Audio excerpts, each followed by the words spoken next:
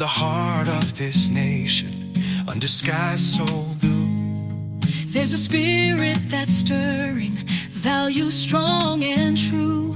From the mountains to the prairies, from the cities to the sea, we stand for liberty, for faith and family. We're diving deep into the heart of what we believe. All right, let's dive into this story that's really got everyone talking. You know, the one about that controversial incident at the high school track meet. It seems like everyone's got an opinion on this one. We've got a whole stack of articles here, reports. We've even got that video everyone's talking about. So let's really break it down. Yeah, this is going to be a good one. You know? It's not just about the race itself, but we're going to see how this whole thing, you know, how public opinion and accusations, even legal stuff, all comes into play. Definitely. Right at the center of this is Alaila Everett, a high school track star who appears to hit her opponent, Kaelen Tucker, in the head with a baton during a relay race. Now, Everett says it was an accident, but others, including Tucker and even the Commonwealth's attorney, aren't so sure. Yeah, and that's where things start to get really interesting. We've got this video that's gone totally viral, a whole community rallying behind Everett, and, you know, there are even some whispers about potential racial bias. This thing's a powder keg. Sounds like it. All right, well, let's try to sort it out. First, can you just set the scene for us? What exactly went down during this relay race? Okay, so imagine this. It's a really close relay race. The handoff is about to happen, and all of a sudden, bam! The video, at least, seems to show Everett striking Tucker right in the head with the baton. Oh, wow. And it was bad. Tucker ended up with a concussion, even a possible skull fracture. So, pretty serious stuff. Definitely sounds serious, but Everett insists that it was an accident. So what's her side of the story? How does she explain what happened? Well, she says that she and Tucker were basically neck and neck the whole time, really jostling for position. And their batons kept hitting each other as they were running. Then, according to her, her baton got stuck behind Tucker's back and she lost her balance. And that's how she ended up hitting Tucker. Huh. So just a really unfortunate series of events. I mean, I guess I can see how that could happen. Races are chaotic. Yeah, I mean, things happen fast. But it sounds like not everyone's buying it though, right? Not exactly. See, some witnesses have said that Everett just didn't seem that concerned after it happened. You know, and they say that lack of immediate, you know, remorse, it makes them think maybe it wasn't an accident. Yeah, I get what they're saying. And of course, you have to think about Tucker's family. I mean, they're devastated. Right, of course. They're convinced that the hit was intentional. And you know what? They're not the only ones. The Commonwealth's attorney, Bethany Harrison, she felt strongly enough about it to actually file assault and battery charges against Everett. Wow, so this is way bigger than just a school disciplinary thing then. Right. This is like real legal trouble. Yeah, this is serious. And that's when the community really got involved. The Portsmouth chapter of the NAACP, they organized a whole rally to support Everett. Wow, the NAACP, that's a big deal. What's their take on this whole situation? Well, they're saying that Everett is being unfairly targeted and that there's more to this story than meets the eye. Okay, this is getting more complicated by the minute. Conflicting stories, legal charges, now a whole community rally. What happened at the rally? Did Everett speak? She did. And it was emotional. She said publicly, and I'm quoting here, "I would never harm anybody. I'm not a fighter. I'm not confrontational. I wouldn't even do that on purpose." You know, she was adamant that it was an accident. Wow. So she's really sticking to her story. Anyone else speak up for her? Yeah, actually. James Boyd, who's the NAACP president, and Jermaine Green, who's a community activist, they both had really good things to say about Everett. They talked about her academics, her athletic achievements. You know, they really painted a picture of someone with a bright future who'd never do something like this on purpose. Okay, so they're saying, look at her character. She's a good kid. But if that's true, why are some people still so convinced that this wasn't an accident? Is there something more to this story? Well, there is one more piece to this. After the incident, Everett's family started getting these awful messages, racial slurs, even death threats. What? Seriously? Racial slurs and death threats, that's terrible. It is, and that's where the accusations of racism really come into play. Some people believe that Everett's being treated this way, you know, like she's automatically guilty, simply because she's a young black woman in a sport that's mostly white. So we've got this video that's causing all this debate, claims of racism, a community rallying around Everett, and then on the other side, you've got the victim and her family who want justice. It's like everyone's picking a side. It really is. And that's exactly why we're doing this deep dive, right? We're going to take a good hard look at everything, all the evidence, all the angles, and try to make sense of this whole thing. We've definitely got a lot more to cover. We're just getting started. It's tough not to get caught up in the feelings, you know, especially with those threats against Everett's family. Just awful. But before we get too far ahead of ourselves, I keep thinking about those witnesses. The ones who said Everett didn't even seem to care after she hit Tucker.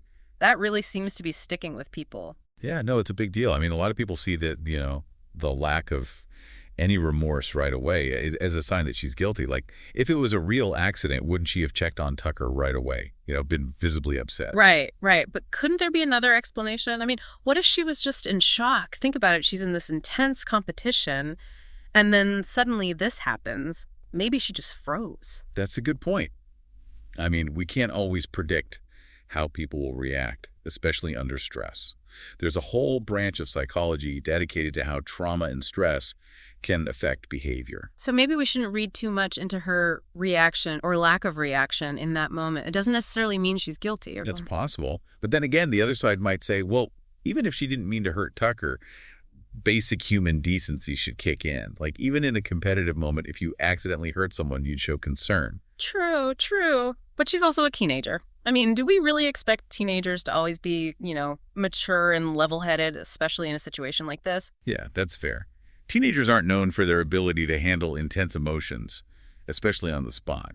Their brains are still developing, so they might not react the way we'd expect adults to. So we're trying to figure out what she meant to do based on just a split-second reaction from a teenager under a ton of pressure. It's almost impossible. But let's go back to the NAACP for a second. They seem pretty convinced that race is playing a role in how people are seeing Everett. Right. Their statement really makes us step back and look at the bigger picture here. They're saying that she's being painted as this aggressor just because she's a young black woman in a sport that's, pretty white. And then you have those horrible racial slurs and death threats against her and her family. That changes things completely. Absolutely. Those threats are just disgusting. And they point to the fact that, racism is still a very real problem.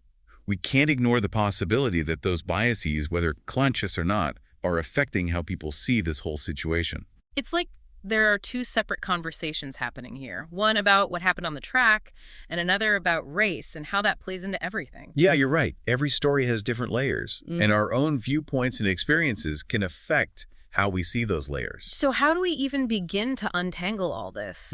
Obviously, we can't decide if she's guilty or not, but we do have to make sense of all this information. It's definitely a challenge. The most important thing is to not jump to conclusions. We have to be critical, look at everything carefully, and admit that our own biases might be affecting how we see things. We have to listen to every side, even the ones that make us uncomfortable. And we have to be open to the idea that maybe what we thought at first isn't right. Exactly. And remember, we're only getting a small part of the story.